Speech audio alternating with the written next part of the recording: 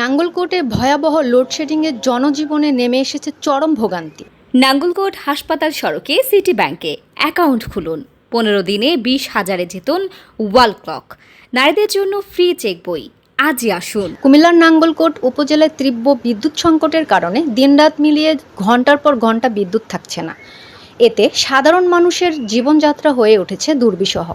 স্থানীয়রা জানান, প্রতিদিন কয়েক দফায় 2 থেকে 4 ঘন্টা পর্যন্ত বিদ্যুৎ না থাকায় ঘরে থাকা, পড়াশোনা করা এবং ব্যবসা পরিচালনা করা কঠিন হয়ে পড়েছে। বিশেষ করে প্রচণ্ড গরমে শিশু, বৃদ্ধ ও অসুস্থরা পড়েছেন বেশি বিপাকে। বিদ্যুৎ সংকটে ক্ষতিগ্রস্ত হচ্ছেন ব্যবসায়ীরাও। অন্যদিকে শিক্ষার্থীদের পড়াশোনা বাধাগ্রস্ত হচ্ছে।